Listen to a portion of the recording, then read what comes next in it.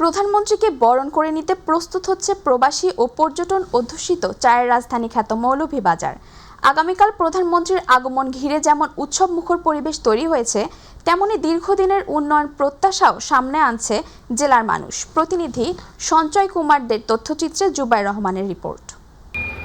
17 June ইতিহাসের সাক্ষী হতে যাচ্ছে মৌলভীবাজার সরকারি উচ্চ বিদ্যালয় মাঠ ও শ্রীমঙ্গল ভিক্টোরিয়া স্কুল মাঠ।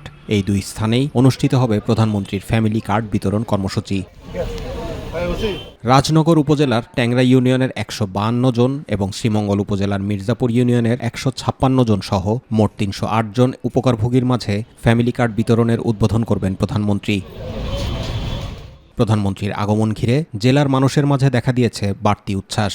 দেশের অন্যতম হাওর অঞ্চল, চা, আগর-আতর, রাবার শিল্প ও প্রবাসী আয়ের গুরুত্বপূর্ণ এই জেলার মানুষের দাবি যোগাযোগ ব্যবস্থা উন্নয়ন, শমশেরনগর বিমানবন্দর চালু, মেডিকেল কলেজ ও পাবলিক বিশ্ববিদ্যালয় স্থাপন, বাইপাস সড়ক নির্মাণ এবং পর্যটন শিল্পের বিকাশে কার্যকর উদ্যোগ। শমশেরনগর বিমানবন্দর আছে, এই বিমানবন্দরটা চালু করা প্রয়োজন। এই বিমানবন্দর চালু করলে দেশ বিদেশের পর্যটনরা অতি তাড়াতাড়ি এখানে আসতে পারবে। শিক্ষার জন্য শিক্ষাবান্ধব কোনো উদ্যোগ তিনি নেবেন শ্রীমঙ্গলের জন্য। আশা আকাঙ্ক্ষার প্রতিফলন ঘটবে সেই প্রত্যাশায় শ্রীমঙ্গল কমলগঞ্জবাসী। এদিকে প্রধানমন্ত্রীর আগমনকে স্বাগত জানিয়ে জেলার বিভিন্ন এলাকায় চলছে মিছিল, মিটিং, জনসভার সার্বিক প্রস্তুতি তদারকি করছেন প্রশাসন ও দলীয় নেতারা।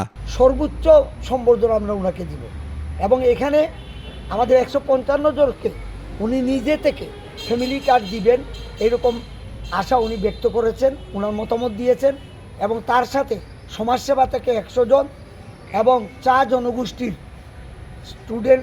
স্টুডেন্টদেরকে 5 জন এবং ফ্যামিলিকে চা জনগোষ্ঠীর ফ্যামিলিকে 5 জন একটা অনুদান প্রধানমন্ত্রীর তরফ থেকে দেওয়া হবে। জেলা প্রশাসনের পক্ষ থেকে ইতোমধ্যে প্রস্তুতি সভা, মাঠ পরিদর্শন ও আনুষ্ঠানিক কার্যক্রম শেষ হয়েছে।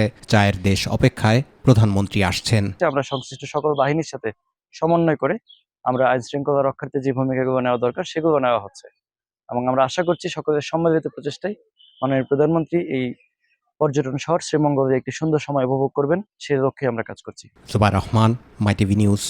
ভালো বেতনের রাজমিস্ত্রির কাজের প্রলোভনে রাশিয়া গিয়ে ড্রোন হামলায় নিহত হয়েছেন জামালপুরের মাদারগঞ্জ উপজেলার যুবক মাফল। তিনি উপজেলার কড়াইচড়া ইউনিয়নের চর গুজামনিকা গ্রামের বানু মিয়ার ছেলে। পরিবারের অভিযোগ, নির্মাণ কাজের আশ্বাসে তাকে রাশিয়ায় পাঠানো হলেও সেখানে পৌঁছানোর পর যুদ্ধক্ষেত্রে পাঠানো হয়। প্রায় 1 মাস 12 দিন আগে কর্মসংস্থানের উদ্দেশ্যে রাশিয়া যান মাফল। গত 29 মে থেকে পরিবারের সঙ্গে তার কোনো যোগাযোগ ছিল না। পরে সামাজিক যোগাযোগ মাধ্যমে ছড়িয়ে পড়া একটি অডিও বার্তার মাধ্যমে তার মৃত্যুর খবর জানতে পারেন। উপজেলা নির্বাহী কর্মকর্তা সুমন চৌধুরী পরিবারকে দূতাবাসে যোগাযোগের পরামর্শ দিয়েছেন। ওরে আর্মির ক্যাম্পত বিক্রি করে দিছি, দেওয়ার পর আমার ভাই অনেক কালবিল করছে, যাইগে আঙ্গেরে বাঁচাও বাঁচাও, আমার ভাই কারো বাঁচার আমরা পাইলাম না, আমার ভাই মৃত্যু হয়ে গেছে, আমরা আমার ভাই চাই। রাশিয়াতে লোক প্রচার করে মায়ের বুক খালি করতেছে, আমি তাদের আইনের আওতায় নিয়ে এসে তাদের কঠিন বিচার দাবি করছি। সরকারি চাকরিতে কাজে ফাঁকি আর অজুহাত যেখানে নিত্যদিনের সঙ্গী, সেখানে শারীরিকভাবে অক্ষম হয়েও ঝিনাইদহের হালিধানি ব্লকের এক উপসহকারী কৃষি কর্মকর্তা স্থাপন করেছেন বিরল দৃষ্টান্ত। এক হাত না থাকলেও দিনরাত সেবা দিয়ে যাচ্ছেন স্থানীয় কৃষকদের। তাই আজ তিনি শুধু একজন সরকারি কর্মকর্তা নন, কৃষকদের কাছে নির্ভরতার নাম। প্রতিনিধি মিঠু মালিথার রিপোর্ট, জানাচ্ছেন হাফিজা খানম জুথি।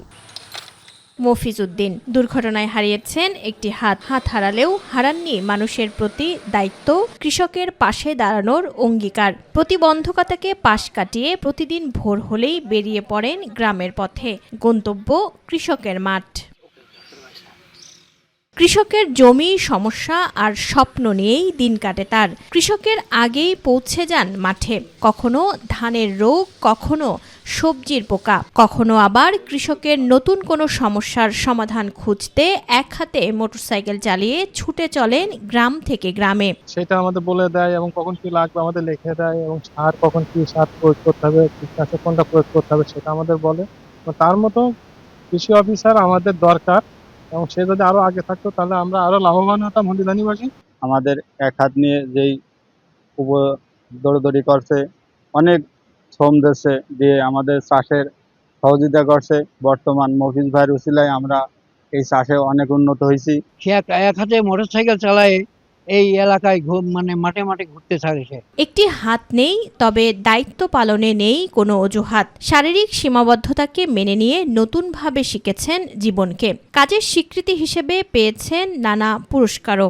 এই পঙ্গুত্ব জীবনে কিভাবে কৃষকের উপকার করা যায় এবং দেশের জন্য কিছু করা যায়, সেই ধারাবাহিকতায় আমি লেখাপড়া আবার শুরু করলাম। 2013 সালে আমি চাকরি পেলাম উপসহকারী কৃষি অফিসার। এখন থেকে আমি সর্বোচ্চ চেষ্টা করছি যে কৃষকের পাশে, যে কৃষককে কিভাবে খুশি রাখা যায়, কৃষককে কিভাবে নিজের জায়গা থেকে কৃষককে কিভাবে উপকার করা যায়।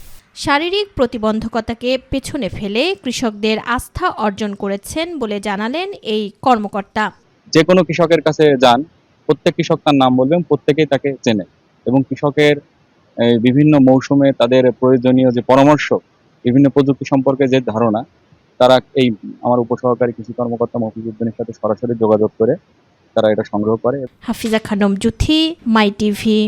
বগুড়ার শিবগঞ্জ আসনের সংসদ সদস্য স্থানীয় সরকার, পল্লী উন্নয়ন ও সমবায় প্রতিমন্ত্রী মীর শাহ আলমের নামে ভুয়া, বিভ্রান্তিকর ও মানহানিকর অসত্য তথ্য প্রকাশ ও প্রচারের অভিযোগে একটি পত্রিকার প্রকাশক ও সম্পাদক সহ 4 জনের বিরুদ্ধে আদালতে মামলা দায়ের করা হয়েছে। রোববার বগুড়ার সিনিয়র জুডিশিয়াল ম্যাজিস্ট্রেট সদর আমলি আদালতে বগুড়া প্রেস ক্লাবের কোষাধ্যক্ষ মোহাম্মদ তানভীর আলম এ মামলা করেন। শুনানি শেষে আদালত অভিযোগটি আমলে নিয়ে সংশ্লিষ্ট থানাকে এজাহার হিসেবে মামলা রেকর্ড করে প্রয়োজনীয় আইনগত ব্যবস্থা নেওয়ার নির্দেশ দেন। প্রত্যেকদিন তার বিরুদ্ধে একটা করে রিপোর্ট দুর্নীতিবাজ বলতেছে, তার ছেলেকে টানে নিয়ে আসতেছে, তার পরিবারের উমুকে টানে নিয়ে আসছে। এখন আবার দেখা যাচ্ছে মাননীয় প্রধানমন্ত্রীকেও এর মধ্যে টানে নিয়ে আসছে, তারও ছবি দিয়ে তারা সংবাদ প্রকাশ করছে। বিষয়টা খুবই দুঃখজনক এবং আমার দৃষ্টিতে এটা সাংবাদিকতার কোনো এথিক্সের মধ্যে পড়ে না। এই অপপ্রচারের জন্য বগুড়া প্রেস ক্লাবের সম্মানিত কোষাধ্যক্ষ তানভীর আলম, তার জন্য এটা একটি দৃষ্টান্তমূলক একটি ব্যবস্থা হবে আইনগত দিক থেকে, আইনি প্রক্রিয়ার মাধ্যমে। আমরা আইনের প্রতি শ্রদ্ধাশীল, এটাই আমরা বলি যে আমরা ন্যায় বিচার পাবো এই প্রত্যাশায়। চাঁদপুরের মতলব উত্তর উপজেলাধীন ফারাজিকান্দি ইউনিয়ন পরিষদ পরিদর্শন করেছেন চাঁদপুর জেলা প্রশাসক আহমেদ জিয়াউর রহমান। পরিদর্শনকালে তিনি ইউনিয়ন পরিষদের বিভিন্ন কার্যক্রম, নাগরিক সেবা প্রদান ব্যবস্থা এবং চলমান উন্নয়ন কার্যক্রম সম্পর্কে খোঁজখবর নেন। এ সময় উপস্থিত ছিলেন মতলব উত্তর উপজেলা নির্বাহী কর্মকর্তা মাহমুদা কুলসুম মনি, সহকারী কমিশনার মোহাম্মদ রহমতুল্লাহ এবং ফারাজিকান্দি ইউনিয়ন পরিষদের চেয়ারম্যান ইঞ্জিনিয়ার জিয়াউর করিম। এরপর তিনি আমিরাবাদ ইউনিয়ন ভূমি অফিস পরিদর্শন করেন এবং সেখানকার সেবার মান ও কার্যক্রম সম্পর্কে খোঁজখবর রাখেন। গাজীপুরের টঙ্গী পশ্চিম থানা পুলিশের বিশেষ অভিযানে 10,500 পিস ইয়াবা ট্যাবলেট, মাদক বিক্রির নগদ 58 লাখ টাকা এবং 3টি মোবাইল ফোন উদ্ধার করা হয়েছে। এ ঘটনায় 2 জনকে গ্রেফতার করেছে পুলিশ। গ্রেফতারকৃতরা হলেন নরসিংদীর মাধবদী থানার চর দিঘলগি গ্রামের মৃত আব্দুল মতিনের ছেলে আনোয়ার হোসেন এবং রায়পুরা থানার মৃত আমির হোসেনের ছেলে শাওন। তারা টঙ্গীর আউচাপাড়া এলাকার সালামত মোল্লা রোডের একটি ভাড়া বাসায় থাকতেন। টঙ্গী পশ্চিম থানার ভারপ্রাপ্ত কর্মকর্তা আরিফুল রহমান জানান, উদ্ধারকৃত আলামত জব্দ করা হয়েছে এবং গ্রেফতার ব্যক্তিদের বিরুদ্ধে আইনগত ব্যবস্থা গ্রহণের প্রক্রিয়া চলছে। বরিশালের গৌরনদীতে সাংবাদিকদের দক্ষতা ও মনোনয়নের লক্ষ্যে প্রেস ইউনিটের বাংলাদেশ আয়োজিত এআই ও ফ্যাক্ট চেকিং বিষয়ক 3 দিন ব্যাপী প্রশিক্ষণ কর্মসূচি শেষ হয়েছে। গতকাল বিকেলে উপজেলা পরিষদ মিলনায়তনে অনুষ্ঠিত সমাপনী অনুষ্ঠানে প্রধান অতিথি ছিলেন উপজেলা নির্বাহী কর্মকর্তা ও পৌর প্রশাসক মোহাম্মদ ইব্রাহিম। প্রেস ক্লাব সভাপতি জহুরুল ইসলাম জহিরের সভাপতিত্বে অনুষ্ঠানে বিশেষ অতিথি ছিলেন প্রশিক্ষণের সমন্বয়কারী জিলহাস উদ্দিন নিপুণ। এ সময় স্থানীয় সাংবাদিক নেতারা বক্তব্য দেন। প্রশিক্ষণ শেষে 35 জন প্রশিক্ষণার্থী সাংবাদিকদের মধ্যে সনদ বিতরণ করা হয়। গাইবান্ধার গোবিন্দগঞ্জ উপজেলার মহিমাগঞ্জের দেওয়ানতলা ব্রিজ এলাকায় ট্রেনে কাটা পড়ে লিপি বেগম নামে এক নারী নিহত হয়েছেন। তিনি এক ছেলে ও এক মেয়ের জননী। স্থানীয়দের ভাষ্য, মহিমাগঞ্জ স্টেশনের কাছে দেওয়ানতলা ব্রিজ এলাকায় লালমনিরহাটগামী পদ্মারাক ট্রেনের নিচে কাটা পড়েন তিনি। এতে ঘটনাস্থলেই তার মৃত্যু হয়। বোনারপাড়া রেলওয়ে থানার ভারপ্রাপ্ত কর্মকর্তা মামুন হাসান জানান, মরদেহ উদ্ধার করে থানায় নেওয়া হয়েছে। প্রথম পরিচয়ে জানা গেলেও পরে পরিবারের মাধ্যমে নিহতের পরিচয় নিশ্চিত করা হয়েছে। এ ঘটনায় প্রয়োজনীয় আইনি প্রক্রিয়া চলছে।